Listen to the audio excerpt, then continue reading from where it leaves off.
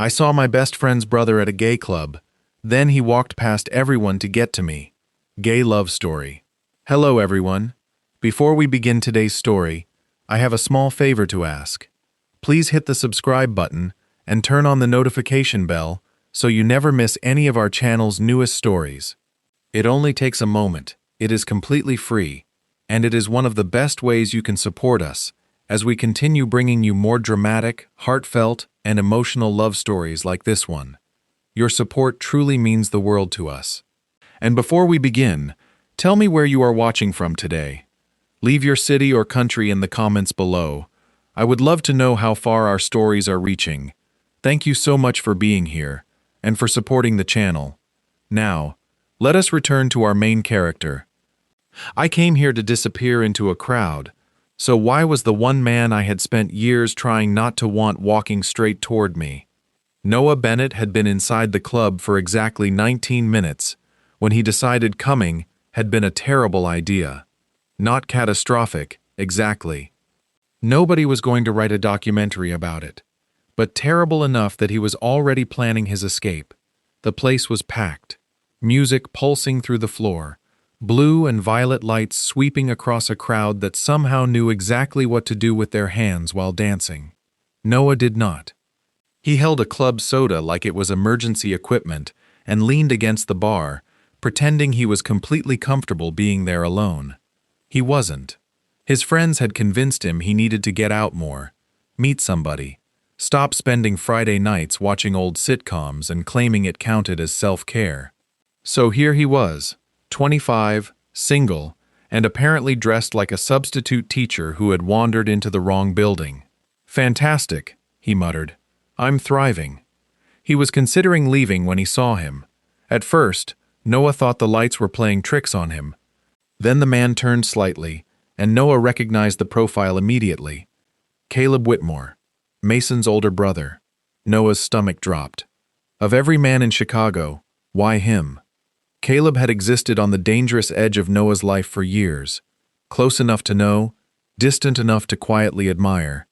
He was the composed older brother who remembered birthdays, fixed broken cabinet doors without being asked, and somehow made a plain navy sweater look unfairly good.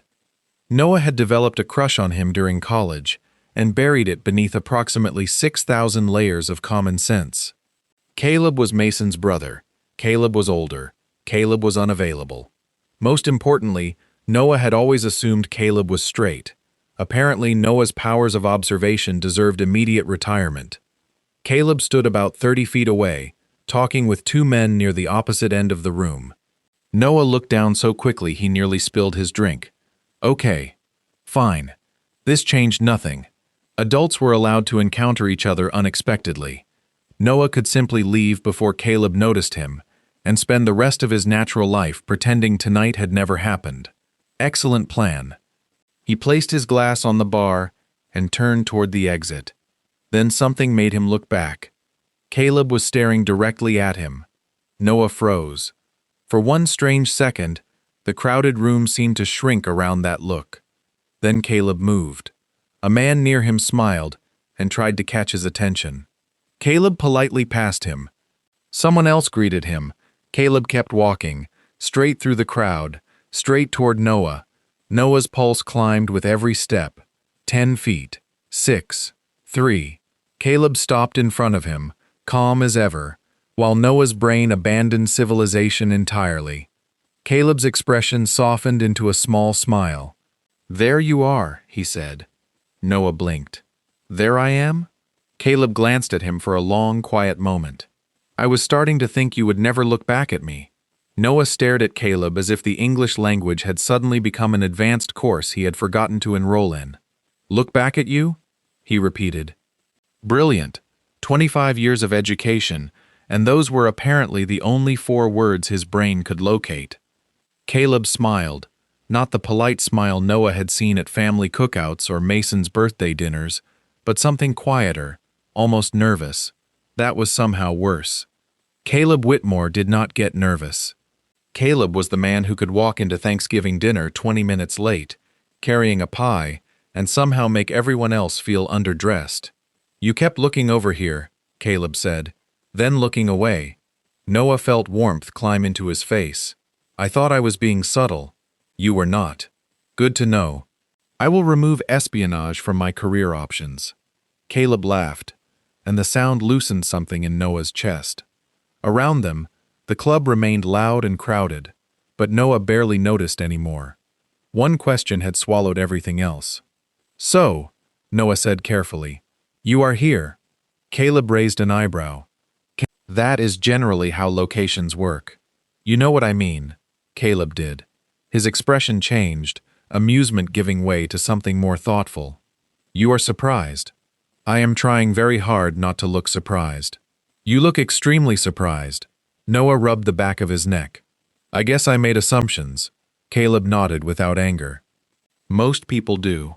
That answer landed differently than Noah expected. There was no embarrassment in Caleb's voice, only exhaustion, as though he had spent years watching people write stories about him without asking whether any of them were true. Does Mason know? Noah asked. Caleb looked toward the crowd for a moment. Yes, Noah nearly dropped his glass. Mason knows? For about 3 years. My Mason? Unless you have collected another one. Noah stared at him. His best friend, the man who once called at midnight because he could not figure out how to reset his wireless router, had apparently kept this secret flawlessly. I need to reevaluate our entire friendship. Caleb laughed again. He kept it because I asked him to. That quieted Noah immediately. Why? Caleb considered the question. Because I was not ready for everyone to know. Not because I was ashamed. I just wanted one part of my life to belong to me, before everybody had an opinion about it. Noah understood that more than he wanted to admit. He looked down at his drink. I am sorry. I should not have assumed anything about you. You are allowed to be surprised. Still, Caleb watched him with an expression Noah could not read. For what it is worth, seeing you here did not surprise me. Noah looked up. You knew? For years. Mason told you? No. Caleb stepped slightly closer, so Noah could hear him over the music. You did. Noah frowned. I definitely did not. Not with words. Caleb smiled. You are easier to read than you think. Noah's heart stumbled. Apparently tonight is just one long attack on my reputation for subtlety. Caleb's smile faded into something gentler. Noah, do you really think seeing you here was the surprise tonight? Noah swallowed. Then what was? Caleb held his gaze. Finding out you still look at me the same way you did 5 years ago. Noah forgot how to breathe for a second. 5 years. Caleb had not said last summer, or recently, or tonight. 5 years meant Caleb remembered. Worse, it meant there had been something worth remembering. I have absolutely no idea what you are talking about, Noah said, with all the confidence of a man lying badly. Caleb gave him a patient look. Of course. I have always looked at you in a completely normal, respectful, best friend's older brother way. You walked into a patio chair at Mason's graduation because you were watching me. Noah closed his eyes. That chair came out of nowhere. It was furniture, Noah. Aggressive furniture. Caleb laughed, and Noah decided he needed air before his dignity suffered further casualties. 10 minutes later, they were walking into a 24-hour diner 2 blocks away, trading flashing lights and pounding music for red vinyl booths, warm yellow lamps, and the smell of coffee and pancakes. Noah slid into a booth across from Caleb. This should have felt safer. It did not. Caleb ordered black coffee. Noah ordered a cherry soda, then noticed Caleb smiling. What? Nothing. That is clearly a something face. Caleb looked down at the menu. You still order cherry soda. Noah stared. How do you know that? Mason's 21st birthday. Everyone ordered beer. You ordered cherry soda because you were driving. That was 4 years ago. I remember. 2 words. Completely harmless words. Noah's heart treated them like breaking news. Their food arrived, and somehow the conversation became easy. Caleb remembered Noah's first job at the neighborhood bookstore. He remembered the terrible chocolate cake Noah had attempted for Mason's 23rd birthday. He even remembered Noah complaining about a customer who returned a novel because the ending was too sad. You remember that? Noah asked. Caleb stirred his coffee. I remember a lot of things you say. Noah stopped smiling. Suddenly, tiny moments from years ago began rearranging themselves in his memory. Caleb bringing him coffee during Mason's moving day. Caleb saving him a seat at Thanksgiving. Caleb asking about his new job months after Noah had mentioned the interview only once. Noah had filed every moment under kindness because the alternative had seemed impossible. Why? Noah asked quietly. Caleb looked up. Why what? Why remember all of that? Caleb leaned back, studying him. For the first time that night, the confident older brother disappeared, leaving behind a man who seemed almost uncertain. Because you mattered to me. Noah's fingers tightened around his glass. Past tense? Caleb's eyes softened. No. The diner seemed strangely quiet, despite the conversations around them. Noah swallowed. Then why did you never say anything? Caleb glanced toward the window, where Chicago streetlights reflected across the glass. Because you were Mason's best friend. Because I was trying to understand my own life. Because every time I thought maybe you liked me, you disappeared the second I got too close. Noah opened his mouth, then closed it. That was painfully accurate. Caleb leaned forward slightly. Tonight, I decided I was tired of helping you run away. Noah tried to make a joke, but none arrived. Caleb held his gaze. I did not cross that room because I happened to recognize you, Noah. His voice was quiet now. Certain. I crossed it because for once, I did not want to pretend I had not noticed you. Noah sat very still, staring at Caleb, as if moving too quickly might break whatever strange, impossible thing had just formed between them. For years, Noah had treated his feelings like an embarrassing secret he could eventually outgrow. Apparently, feelings did not work like old sneakers. You noticed me, Noah said quietly. Caleb smiled. That is what I have been trying to tell you. I thought you were just nice to me because I was Mason's friend. I am not that nice. Noah laughed despite himself. Finally, something believable. They paid the check and stepped outside into the cool Chicago night. The noise of the club was gone now, replaced by distant traffic, the soft hum of streetlights, and the occasional car rolling through an intersection. They walked without deciding where they were going. For once, Noah did not care. Caleb kept his hands in his coat pockets, his shoulder occasionally brushing Noah's as they moved down the sidewalk. Nothing dramatic. Nothing Noah could point to. Somehow, those small accidental touches made the silence feel more honest. Can I ask you something? Noah said. You have asked me approximately 40 questions tonight. This one is serious. Caleb glanced at him. Go ahead. Noah hesitated. Why did you keep this part of yourself so private for so long? Caleb slowed. His expression changed. My family always saw me as the dependable one. Mason could change majors 3 times, move across the country, come home again, and everyone would say he was finding himself. I was the one who was supposed to already be found. Noah listened. I built a life around being easy for everyone else to understand. Caleb continued. Good job. Good apartment, responsible son, responsible brother. After a while, I realized I was making decisions based on what would cause the fewest questions. That sounds exhausting. It was. Caleb looked ahead. I was not ashamed of being gay. I was afraid that once I said it out loud, everyone would look at me differently. Noah nodded slowly. I think I do the opposite. What do you mean? You hide things so people will not be disappointed in you. I convince myself people will disappoint me before they get the chance. Caleb stopped walking. Noah stopped too. If I really like someone, Noah admitted, I start collecting reasons it cannot work. He is unavailable. He is too confident. He probably sees me as a friend. Then I reject myself for him. Very efficient system. Caleb's face softened. Does it work? Extremely well, if the goal is being single. Caleb laughed, but Noah could see the sadness underneath it. You know what is strange? Caleb asked. What? We spent years standing on opposite sides of the same fear. Noah looked at him. Caleb had hidden because he feared being seen differently. Noah had hidden because he feared not being wanted at all. Different walls, same loneliness. They started walking again until they reached the river. where the city lights stretched across the dark water in trembling ribbons. Noah rested his arms on the railing. Caleb stood beside him, close, but giving him space. "I do not know what happens after tonight," Noah admitted. "Neither do I. That should terrify me." "Does it?" Noah thought about it. "A little." Caleb smiled. "Good. Me too." Noah turned toward him. Caleb did not reach for him, or make some grand promise. He simply stood there, letting the moment be uncertain, letting Noah choose what came next. Then Caleb asked softly, "What happens if neither of us runs this time?"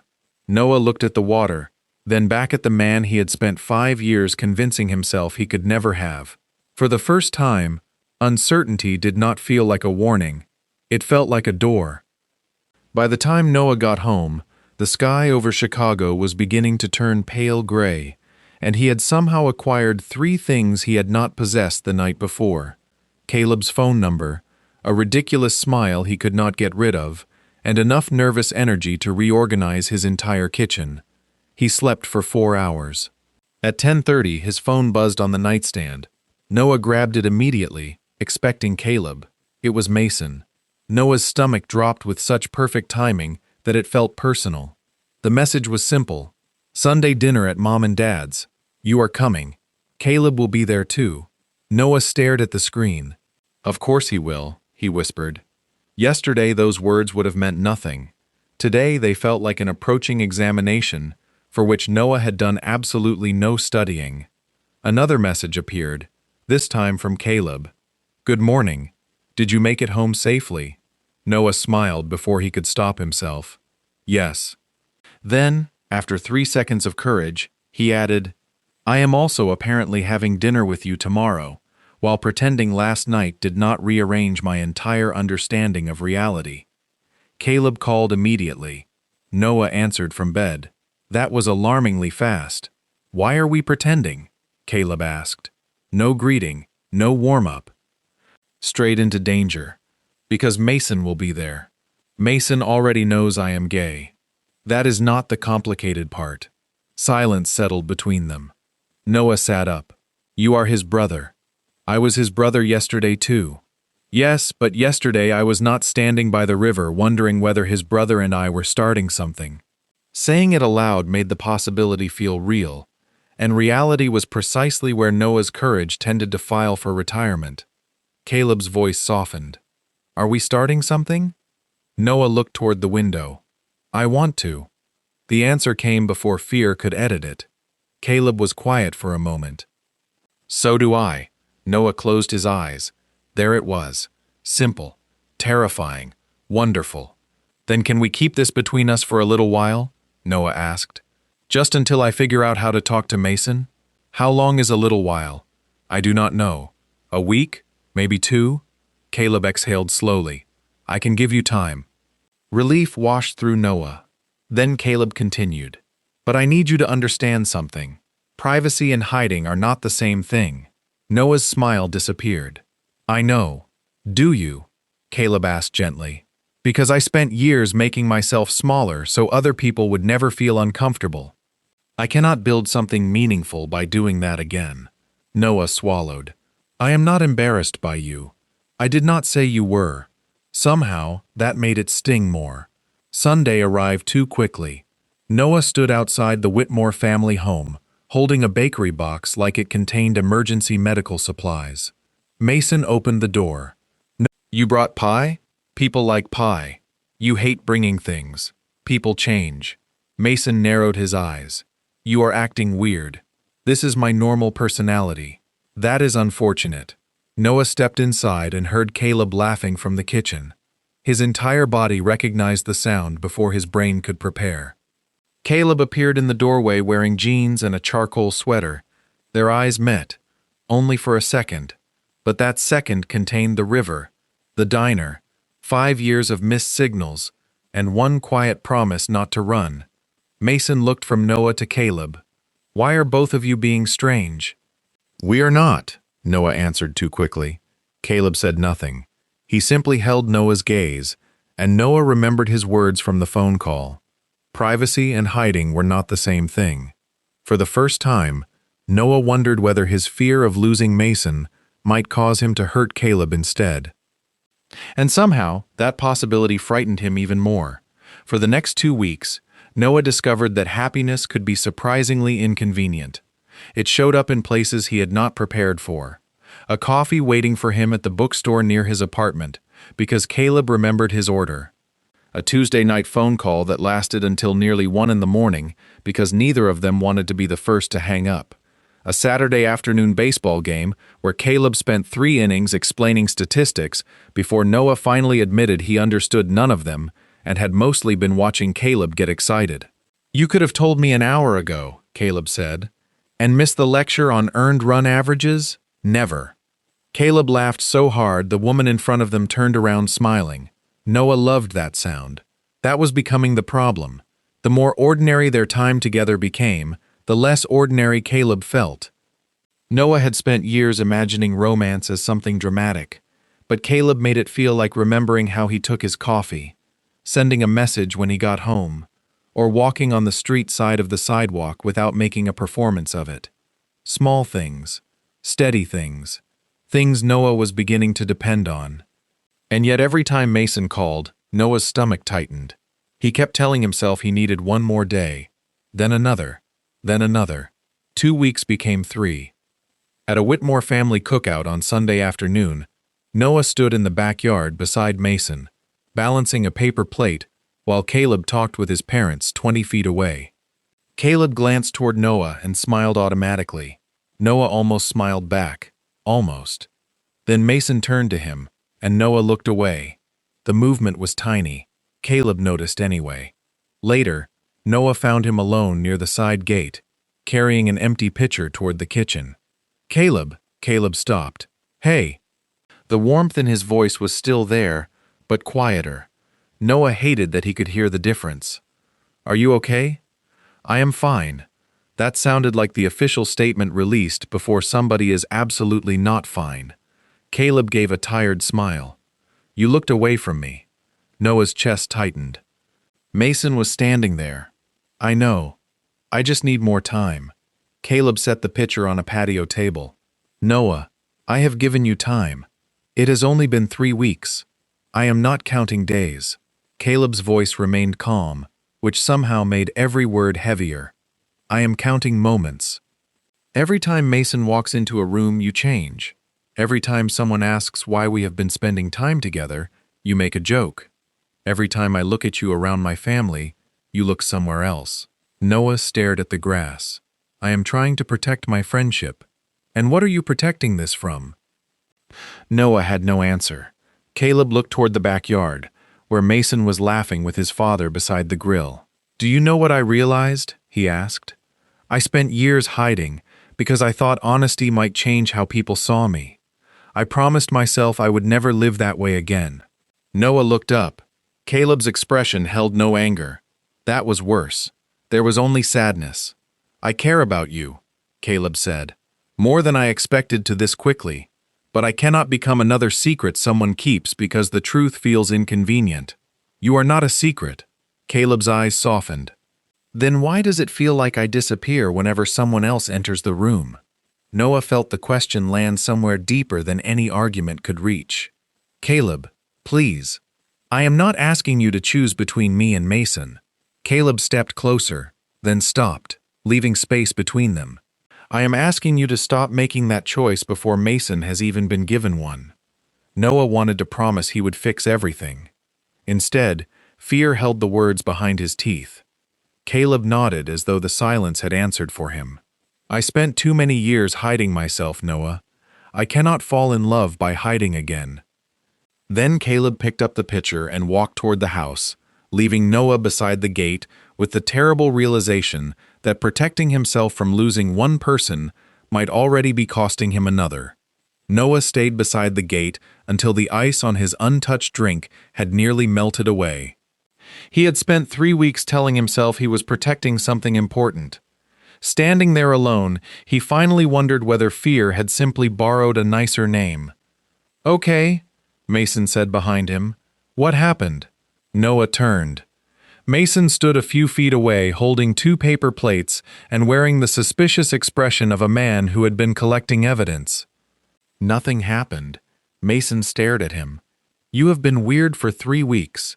Caleb has been weird for 3 weeks. You both disappear at the same time, and 5 minutes ago my brother walked into the kitchen, looking like somebody canceled Christmas.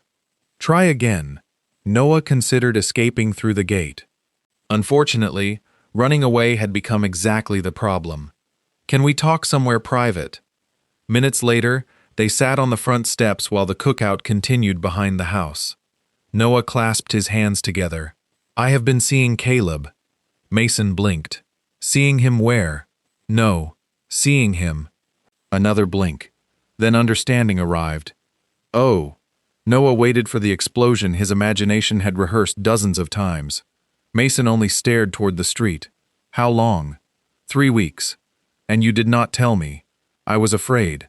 Mason turned toward him. Of me. Noah hated how small the answer sounded. Yes? Mason looked genuinely hurt. Why? Because you are my best friend, and he is your brother, and if this went badly I thought everything could change. So you decided what I would think without asking me. When you say it like that it sounds terrible. How else would I say it? Noah rubbed his palms against his jeans. I thought you might feel betrayed. Mason was quiet for several seconds. Noah, you called me when your first serious boyfriend broke your heart. You slept on my couch when you lost your apartment. You sat with me in an emergency room for 6 hours when Dad had surgery. You know every embarrassing mistake I have made since college. Noah looked at him. Mason's voice softened. Why did you trust me with every broken part of your life, except the part where you were happy? The question emptied the air from Noah's lungs. He had expected anger. He had prepared defenses. He had never prepared for Mason to be hurt because Noah had underestimated their friendship. I did not think of it that way. I know. Mason looked down at his hands. That is what hurts. Noah swallowed. I am sorry. Do you care about him? Noah did not hesitate. Yes. Mason nodded slowly.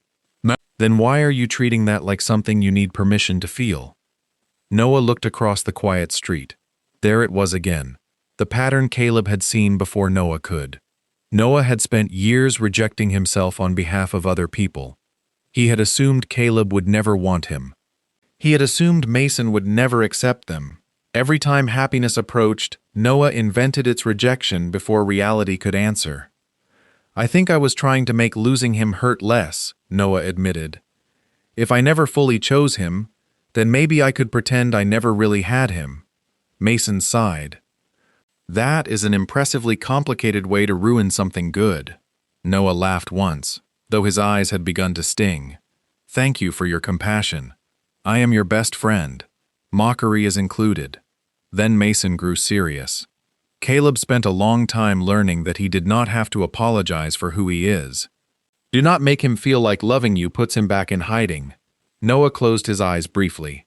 That was exactly what he had done. Not intentionally. But love did not become painless simply because the wound was accidental. I need to talk to him. Yes. Noah stood, then paused. You are really okay with this? Mason gave him a tired smile. I am okay with you being happy.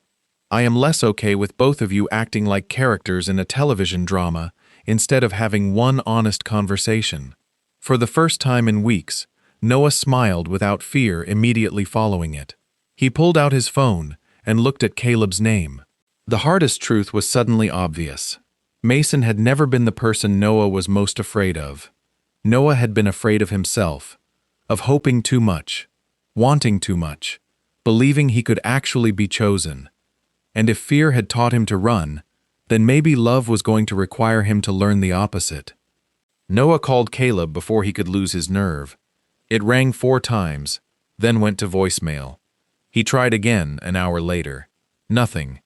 By Monday morning, Noah had composed 7 different messages and deleted all 7 because every version sounded either desperate, defensive, or like something written by a corporate apology department. Finally, Mason rescued him from himself. Caleb is volunteering Wednesday night at the community center, he said over coffee. They are hosting a fundraiser for an LGBTQ youth mentoring program. Noah stared at him. Are you giving me your brother's schedule? I am giving two emotionally incompetent adults a fighting chance. Wednesday arrived with cold rain and enough wind to make Noah question every decision that had brought him outside. The community center was crowded when he entered, filled with volunteers, families, folding tables, donated books, and conversations overlapping beneath warm lights. Noah searched the room once, twice. Then he saw Caleb near the far wall, helping an older volunteer arrange boxes of donated supplies. For a moment, Noah could not move. Caleb looked tired but calm, familiar, important. And suddenly, Noah remembered another crowded room, another night, another impossible distance between them. Back then, Caleb had been the one who crossed it. Noah took one step, then another. His fear came with him, because apparently courage did not mean fear politely stayed home. Halfway across the room, Caleb looked up. Their eyes met. Caleb froze. Noah nearly did too. Nearly. Then he kept walking. He passed a table of raffle prizes, 2 volunteers carrying posters, and a group gathered near the entrance. By the time he reached Caleb, his heart was racing, but he was still moving. That mattered. Hi, Noah said. Caleb glanced around. Hi. I have rehearsed this conversation approximately 40 times. That sounds healthy, Noah laughed softly. Mason said something similar. Caleb's expression changed at his brother's name. You told him? Everything. Noah took a breath. And he did not reject me. He did not reject us. He was hurt because I thought he would. Caleb said nothing, allowing Noah to continue. You were right. I kept calling it privacy because that sounded better than fear.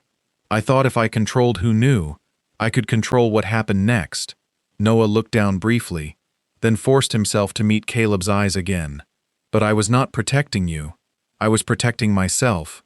Caleb's face softened, though he remained quiet. I am sorry, Noah said. Not because I got caught being afraid. Because my fear made you feel hidden after you worked so hard to stop hiding. Something shifted in Caleb's expression. Thank you for saying that. Noah nodded. I am not here to ask you to forget it. And I am not asking you to trust me immediately. Then why are you here? Caleb asked. Noah looked around the room. People moved past them in every direction, living ordinary lives, laughing, talking, choosing where to stand, and who to stand beside. Noah smiled faintly. Because you crossed a room for me, when I was too afraid to believe I could be chosen. Caleb's eyes held his. I think it is my turn. For several seconds, neither man spoke. Then Caleb stepped closer. What are you choosing? Noah felt fear rise again, but this time he did not mistake it for an answer. You, he said. Not secretly, not conditionally. You. And whatever happens after that, I want to be brave enough to find out. Caleb's eyes brightened with an emotion Noah had never seen him allow so openly. Then he extended his hand, simple and patient, leaving the final distance for Noah to decide. Noah looked at it and smiled. He placed his hand in Caleb's. Nothing dramatic happened. The room did not stop. Nobody applauded. Life simply continued around them. But for Noah, that was exactly what made the moment extraordinary. He had spent years believing courage would feel like certainty. Instead, it felt like standing beside someone, while uncertainty remained, and choosing not to run.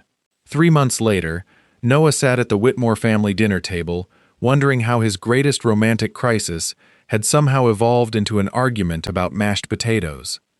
You took the last scoop, Mason said, pointing his fork at Caleb. I was sitting here first, Caleb replied. That is not how potatoes work. Noah looked between the brothers. I would like the record to show that I entered this relationship without being informed about the potato conflict. Caleb smiled and reached beneath the table for Noah's hand. This time, he did not hesitate. Neither did Noah. That tiny difference still amazed him. 3 months earlier, Noah had been terrified that one glance might reveal too much. Now Caleb's fingers rested comfortably between his, and nobody treated it like an announcement. It was simply part of dinner. Mrs. Whitmore asked Noah about work. Mr. Whitmore complained about Chicago traffic. Mason stole a dinner roll from Caleb's plate and received the deeply offended look he deserved. Ordinary. Beautifully, ridiculously ordinary. Noah had once imagined being accepted would arrive as some enormous cinematic moment, complete with speeches and dramatic music. Instead, it looked like Caleb's mother remembering Noah preferred iced tea. It sounded like Mason complaining that dating his brother did not excuse Noah from their Friday movie tradition. It felt like being included without having to explain why he belonged. Later, Noah and Caleb walked the few blocks back toward Caleb's apartment, beneath a clear autumn sky. The air had turned crisp enough for jackets, and fallen leaves scraped softly along the sidewalk. "You are quiet," Caleb said. "I am reflecting. Dangerous. Very." Noah bumped his shoulder lightly against Caleb's. "I was thinking about how much energy I wasted being afraid of this." Caleb nodded. "Fear is convincing because it always claims it is protecting you." Noah looked at him. "When did you become wise?" "Around the time you made me explain baseball statistics for an hour, before admitting you understood nothing. That was character development." Caleb laughed. Noah loved that he could recognize the different versions of that laugh now. The polite one, the surprised one, the full, unguarded one that made his eyes crease at the corners. Loving Caleb had become less about the impossible person Noah once admired from a distance, and more about knowing the real man beside him. Caleb worried about his parents. He forgot to buy groceries. He became strangely competitive during board games. He called Mason whenever something in his apartment needed fixing, even though he had spent years pretending he could repair everything himself. He was not perfect. That was better. Perfect people could only be admired. Real people could be loved. They reached Caleb's building, but neither immediately went inside. Noah looked down the street at strangers passing beneath storefront lights. "Do you ever think about that first night?" he asked. "Sometimes." "You walked through that entire crowd just to talk to me." Caleb smiled. "You looked like you were about 30 seconds from escaping." "I was." "I know." Noah laughed, then grew quiet. "I thought the important part was that you chose me." Caleb squeezed his hand. "Was it not?" "It was." "Just not all of it." Noah looked at him. "I think I spent most of my life waiting for somebody else to prove I was worth choosing. But even when you did, I almost lost you because I still did not believe it myself." Caleb listened without interrupting. "I understand something now," Noah continued. "Being loved does not automatically teach you to love yourself. Sometimes you have to decide you are worthy of standing in the room first." Caleb's smile softened. "And now," Noah looked at their joined hands. "Now I stay." Caleb leaned his forehead gently against Noah's for a quiet moment. No audience, no grand declaration, just two men beneath the Chicago streetlights, choosing each other without hiding. Noah had once believed love meant finding someone brave enough to cross the distance for him. He knew better now. Love was being chosen, yes, but it was also choosing back. It was honesty when fear offered easier answers. It was trusting people enough to let them respond for themselves. Most of all, it was learning that the distance between loneliness and belonging sometimes disappeared only when you finally stopped running and took the first step yourself.